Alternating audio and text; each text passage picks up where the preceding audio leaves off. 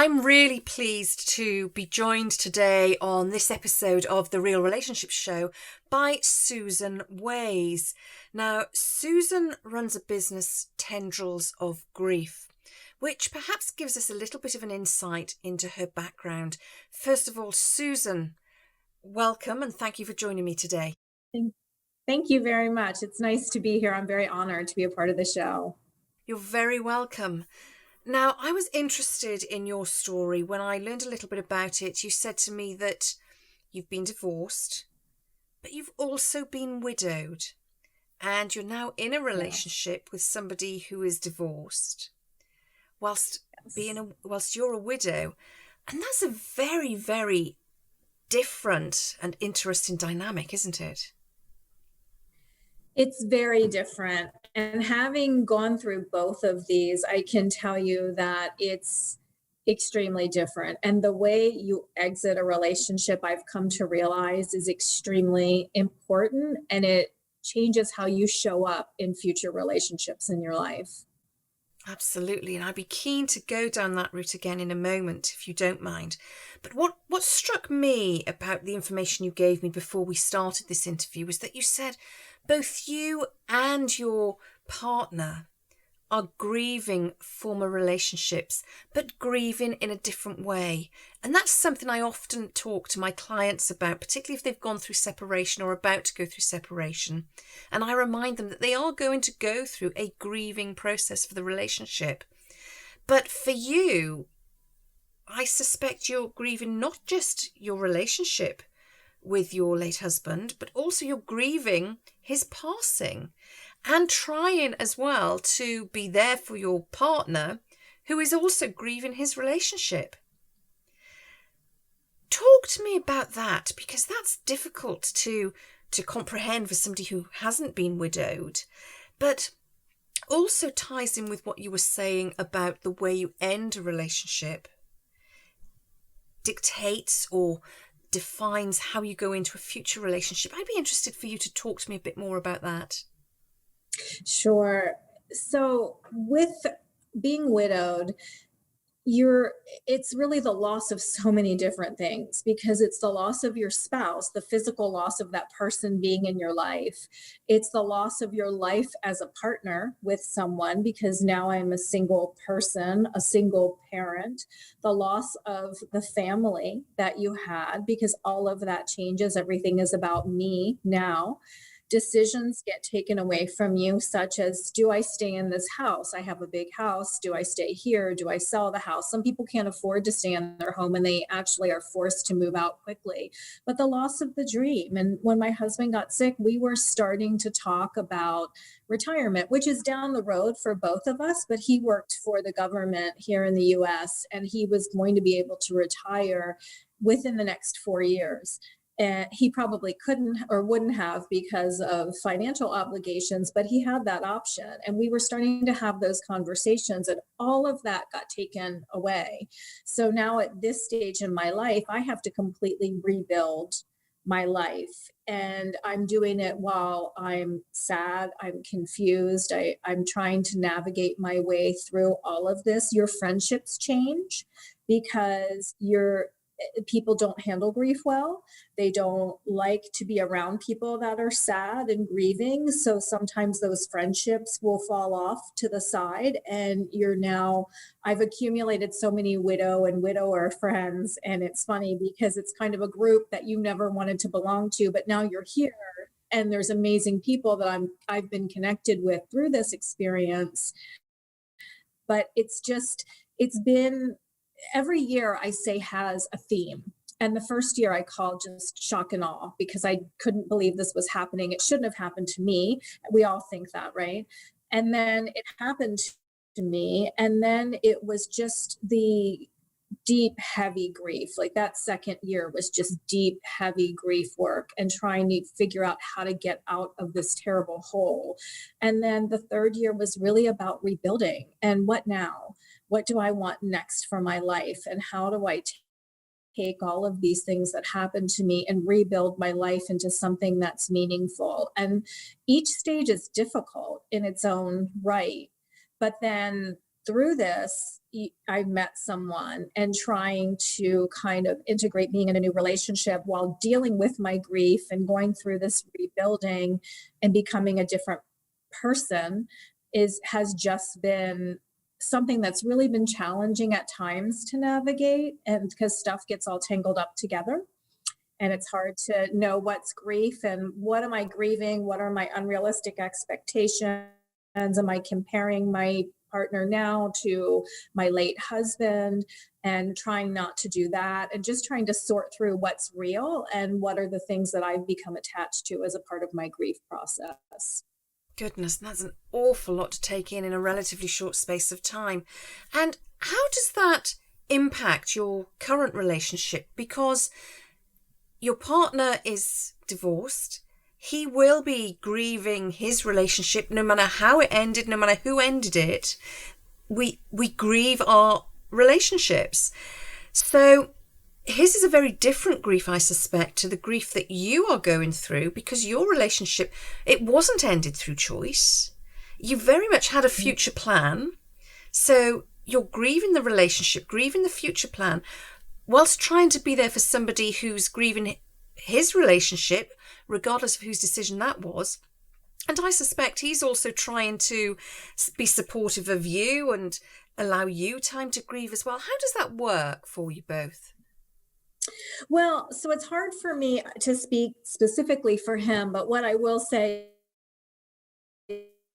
is my 10,000-foot view of watching him, what I believe to be true. But his marriage ended on a note of betrayal. And with that comes a lot of dishonesty and infidelity. And there's other things that are going on there. So it becomes that person who you trusted more than anything in your life and punches you in the soul. Where for me, it was kind of the universe that punched me in the soul. So his experience was a lot different. And then coming to terms with that, and coming to terms with the loss of his life that he loved and his family that he loved, and everything changing for him, but that person is still around. And so there's a different kind of, because my late husband is Paul, and so with Paul not being here, I'm able to heal in a different way and sort through things without him being here to interfere with my grief process, where his ex-wife is interfering with his grief process because of her stuff and her baggage and what she thinks is true, and they have these kids that they're co-parenting together. And I'm not saying anybody's right or wrong, it's not from a place of judgment, it's just human nature. And it's really hard when there's somebody, that person that violated your soul from your perspective is still there in your life, and you have to communicate with them and you have to figure out how to move on. So it's almost what I refer to as a scab that somebody just plucks off every once in a while. And so the healing takes much longer because there's things that will touch that wound for me, but in a different way. And I just feel like that grief process is a little bit more prescriptive. I'm not really sure what the right term is because everybody grieves differently. But when I think the person who violated you is there continuing to, from your perspective, violate you, the grief process slows down and becomes very muddy. Absolutely. So how do you move beyond that and through that then? Because, and the analogy now is not going to be great, but bear with me on this. Your grief can be quite linear and quite clean. You know that, as you've just said, Paul, your late husband, isn't coming back. He's not suddenly going to appear round the corner when you're not expecting him, or at the doorstep when you're not expecting him. And so whilst you are grieving his actual presence, whilst you are grieving him in your life and your future together, you know he's not there. Your partner, on the other hand, knows any given moment, whatever plans he's making, his ex could come in and scupper those. And, I know how that feels being a divorcee, a multi-divorcee.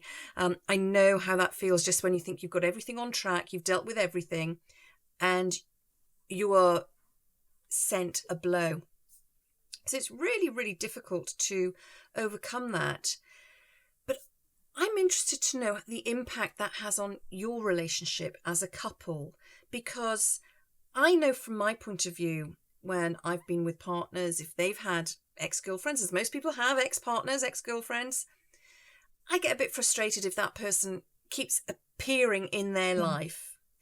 And I know, particularly from my perspective, I have a child with my ex-husband, and it's a lot for my partner to have taken on. I mean, 8 years down the line, he's taken it on brilliantly, but he still gets frustrated, and rightly so. So you're sort of taking on that aspect, but your partner isn't taking on the aspect. So he's got a much cleaner package, if you like, to take on board, whereas yours is this messy maelstrom of emotion and other people's input, which I completely understand.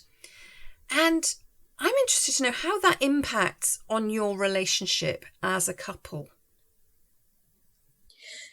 So it can be stressful at times. And I have said that to him before, that I don't have any really outside interference. I don't have a lot of drama in my life. And in many ways, outside of the horrible, awful thing that we went through, we're still very blessed.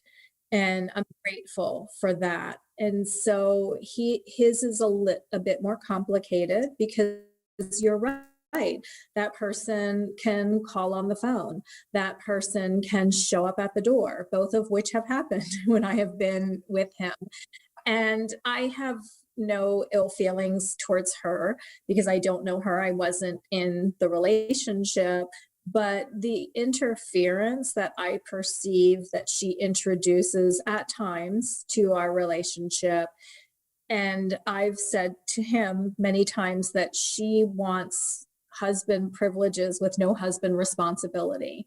And oftentimes I perceive that she interacts with him as if he's still her husband and she's still his wife and she's still the number one person in his life. And I don't know if that's intentional, because I don't know her well, but just from the outside looking in, and that can be really frustrating. And I want my time with him to be my time with him. And I want to be the number one female in his life. And sometimes I feel like and I don't want to say a competition, probably isn't the right word, but I feel like there's moments when, again, using that word, it gets muddy, or that phrase, it gets muddy, because she's demanding something from him and he's with me, and then there becomes boundary issues at times. And we've had conversations. I try to be as open and upfront about this as possible, without just being a tsunami of negativity for him, because he's going through a lot too as he sorts through this. And I've been there, and I understand when there's that energy around the breakup of a marriage, and there's still the fighting and the sniping and all of those things that happen, and it's almost frenemies, because you really don't like this person, but you used to love this person, and you have children with this person, and you need to respect this person, but you don't want to be around this person, but you have to be around this person. So it's complicated for him. So I think for me, it's a lot of grace and a lot of patience, because he's someone who I see a future with, and he's somebody who I really appreciate him in my life. And so I know I've taken on this with the ex-wife and the children, and I have to be patient with it. I can't change all of it. There are some times when I will draw a boundary, because I have to, for my own soul, because it just becomes not good for me. But it's tough sometimes. I can imagine. And as we were talking, I was listening to what you were saying, and I thought, how do you manage when he's sorting through his stuff, you're sorting through your stuff, you're supporting him to sort through all of this tsunami of emotion and things that you need to sort out when a relationship ends for whatever reason. But when you've been widowed, I suspect you still want to have some sort of reminder of your late husband around the place, perhaps a photograph or some ornaments or knickknacks that mean and meant something to you as a couple. Of course, when you've left a relationship, you generally don't go into a new one and say, I want to have a memento of my former relationship on display in the home. Is that something that has affected you? Is that something that has come up in your relationship? And if so, how have you managed that? Because that's a very different one, isn't it?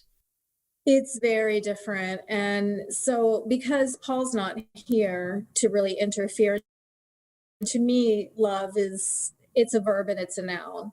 And you can love coffee, but you're not in love with coffee. And being in love with someone is when they're physically here for you to express that love and engage and interact with that love. So I will always love Paul, and that will never change. But he's not here for me to be in love with.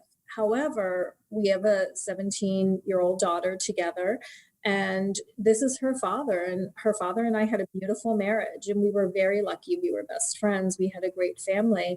I still have our family pictures up around the house. I can actually look around. There's a lot of Paul in this house still. And there will be for as long as she's here, as long as we're in this home, because it's important for her to be able to see that her dad is still a part of this family. And to your point, and I guess I'm kind of laughing because I feel like there's no pictures of his ex-wife, of my partner's name is Mike, but there's no pictures of Mike's ex-wife in his house and no mementos, but there's her. Yes. So she she is this kind of looming albatross in the relationship that is kind of, I always say, like, it's just something that's lurking around the corner. And not that she is anything that I don't mean this about her personally or any kind of impugning her as a person, but just the idea of her is just something that's looming around the corner that can pop out and do something to interfere, where the pictures aren't going to do that and the mementos aren't going to do that, other than they're a physical, tangible reminder of a life that I used to have.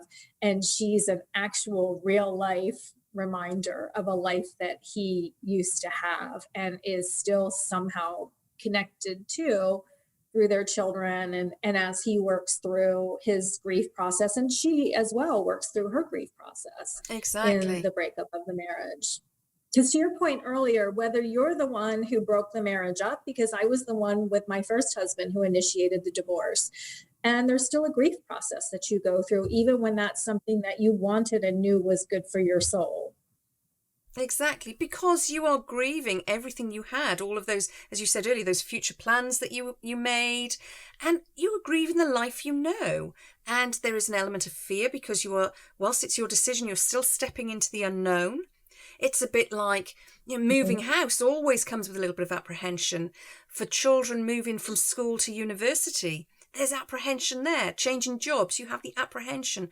Because whilst you are moving into something that you know you want, there is still that Mhm. unknown, and it's that fear of the unknown that causes the apprehension, and we grieve for what we knew, grieve for what was our comfort zone. But we do move on from it, and that's not to belittle the grief that you have gone through and you're going through, or the grief that Mike is going through. We do move on from it, and it's unfortunate. It's all part of the cycle of life, really. And it's just the way we handle it when we are going through it, because the way we handle events like that is the way we teach our children to handle events like that.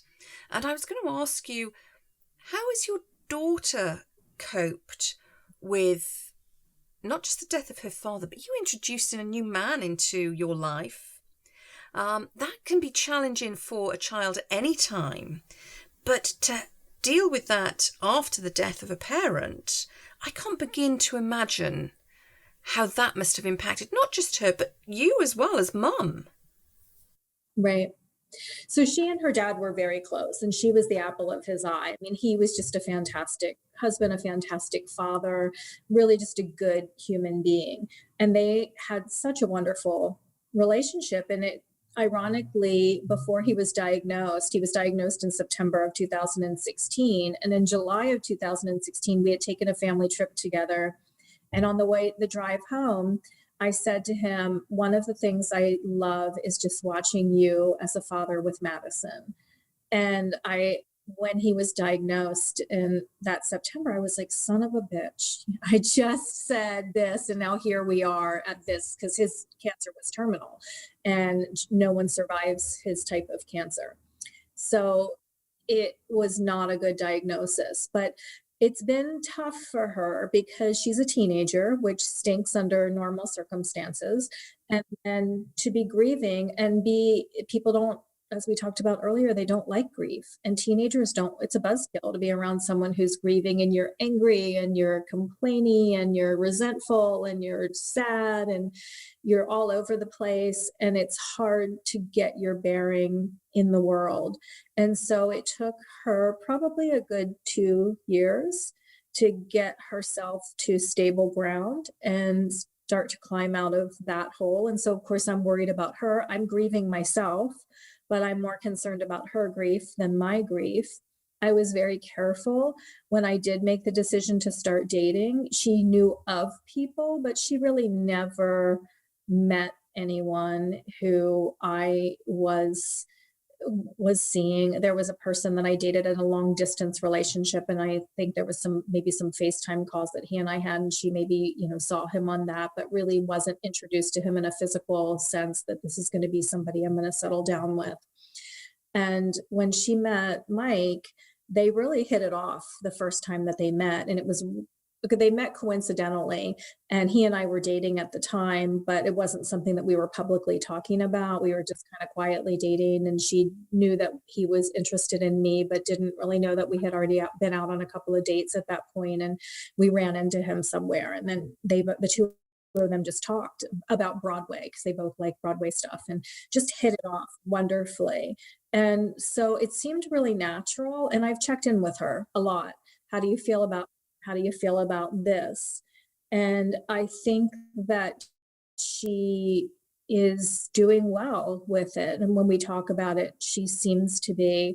I wonder sometimes how Mike's kids are doing with it because they've got both of their parents still there. And I feel like kids always hold on to the fantasy that maybe their parents will get back together and their family will become intact again. And there's almost a resentment for the other people in the life because they're the ones who are, from the kids' perception, taking that opportunity away. And I don't know, because he and I haven't had that conversation, but it's gone through my mind several times. And two of his kids are older and in college, and so they're kind of doing their own thing. And I think they're less involved, but he has a daughter that's at home, and she's really sweet and kind of a gentle personality. And I know she loves her parents very much, which I totally want her to do. And the kids talk about their mom a lot, which is fine. And I want them to be able to do that. So I've often wondered how she truly feels about me, about her mom's seeing someone else now, and just how does she really feel about those relationships. And they say they're okay, and they kind of know that they have to be okay with them, but I wonder if they really like them down inside. Yes, and it's always a difficult one, isn't it? I remember my son and I had been separated from his dad for over 10 years, and with my partner for about 5 years, and we've been together for 8 now. And my son said to me one day, it would just be so much easier if you and my dad would just get back together. And I remember saying to him, sweetheart, that's not going to happen. You know that's not going to happen. But it was as if until that moment where I'd actually said those words to him, he thought there's a possibility that this might happen. And of course now he's that much older again, and he recognises there's no way. And actually, Mum, I think it's much better that you're not with my dad. So they come to that in their own time, but it's only through the clarity of saying to them, it's not going to happen. A reconciliation just isn't on the cards. But it's very difficult because you want to be gentle with the children, whether they've lost a parent through a death or whether they have lost a parent through divorce. You want to be gentle with them because it's massive change, and we know as adults that change is difficult for anybody to deal with on any level. And when you don't understand the change, you don't understand the reasons for it, you just know that everything that you knew has now changed beyond recognition, it goes back to what we were Right. saying earlier, that it becomes incredibly difficult for those children. And I'm just sitting here somewhat in awe of the way you were talking about the grief you've gone through, the hurt and the pain that you have gone through, and the way you have settled into a new relationship. And you are so open to enabling him to grieve as well for the end of a relationship in a very different way to yours, which suggests to me that you've done so much work on yourself and on relationships. And I'm guessing that that's perhaps what led you into the business you now have, Tendrils of Grief. Would you tell me a little bit about that, please, Susan? Sure. And I do want to tell you that I've done a lot of work. And this has been a journey of self-discovery with hills and valleys. And it's really, and I have to self-counsel my way through this relationship every day because I have my own insecurities and fears and what I bring to the table. So we're people of comparison, and that's just human nature. And so I have to be really careful to not compare myself to his ex or not compare him to my exes. So it's really a journey that you have to take on, and it has to be important to you. And I tell people all the time that you don't have a choice to grieve. You are going to grieve, but you do have a choice in how you work through that grief, because some people get stuck and it defines them, and other people pull themselves up and they use it to build them in a better way. And I'm a better person now because of what I went through, but I'm a better person because I've used those opportunities to get myself the help and to move forward. When I was in the beginning of grieving, I'm a writer by nature, and I had an HR blog that was very successful. I do HR for my day job, but I did not have the attention span after Paul died. I could maybe focus on something for 15 minutes at a time. So I got into podcasts and I started to listen to just various podcasts, and I tried to find podcasts on grief. And what I found through Google searches were things that were very therapeutic in nature, very prescriptive. And I didn't want to talk about the stages of grief or the cycles of grief or the psychiatry of grief. I just didn't want to talk about that. And am I allowed to use bad words on your Go show? on, yes, absolutely. I wanted to hear from other human beings that went through the shitty shit of grief. That's what I wanted to hear. And I couldn't find that because I was inspired by hearing how someone else lost a child, a friend, a parent, a spouse, and how they navigated their way out of that. And I needed real life practical tips. I didn't need the psychiatry handbook on how to deal with grief. I needed to know, what did you do? And I couldn't find that. And so after a while, and I found some other podcasts, and when I started to come out of my grief hole, I thought, I'm going to do this. And I didn't know why or where it came from.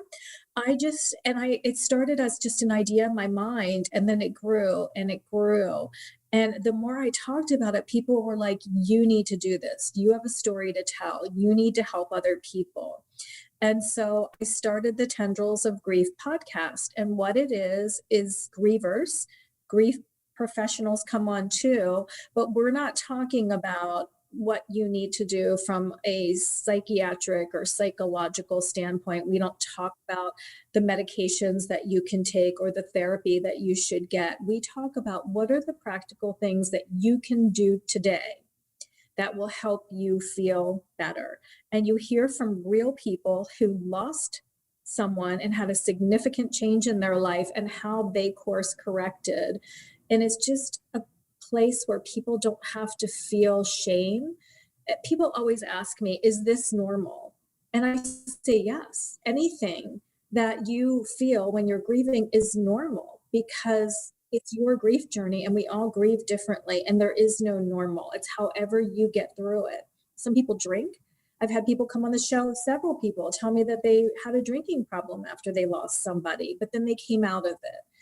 And it's just the other question I get from people is, are you talking about me? Like my friends and family will call me after or text me or whatever after I do a show. And they're like, was that show about me? And again, my answer is always yes, because it's about you. It's about me. It's Exactly. about everyone who's listening, because we've all been or will be in this situation. So it's just become a really big passion for me, and it's growing, and the listenership is just growing. And I'm going to start expanding my services into offering just courses and webinars, and that's coming up in the near future. And I'm really excited. It's not something I ever thought I would be doing, but I know Paul would be so incredibly proud of me, because his biggest ask of me was, I need you to figure this out when I'm not here. You cannot fall apart. Your life cannot be over. You have to take you and Madison forward. And I've done it, but I've done it. It hasn't been easy. And people, oh, you're so strong. No, I'm not. And I cry and I fall apart, and I have days where I feel like the universe has conspired against me and nothing works out and I'm not lucky. And I have all those same horrible thoughts in my mind that we all have, but I push through them because I don't want to be stuck there. I don't like the way that feels. And I need to feel like there's hope and that there's a future for me and something else that I can look forward to. My life can't end because his life ended, and he wouldn't want that for me either. What an absolutely incredible testament and legacy that you are creating, unwittingly almost, for Paul. And I think that's absolutely beautiful. So, Susan, thank you so much for joining me today. I've really, really enjoyed talking to you. I've learned a lot about the different ways people grieve as well. I'm sure our listeners and our viewers will as well. Just tell me, where can our listeners and viewers find out more about the tendrils of grief? Sure. I have a website where all my podcasts get put out on, and that's tendrilsofgrief.com, all one word. And that you can find me there. I'm on Instagram, Sue Ways. I am on Facebook. There's a Tendrils of Grief Survivors of Loss Facebook page, and Twitter at Inspired Susan. That's fantastic. And I will put all of these into the show notes as well afterwards. But thank you so much, Susan. I really appreciate you joining me today. Thank you. Thank you for having me. This is a wonderful topic, and I'm grateful that you shared it.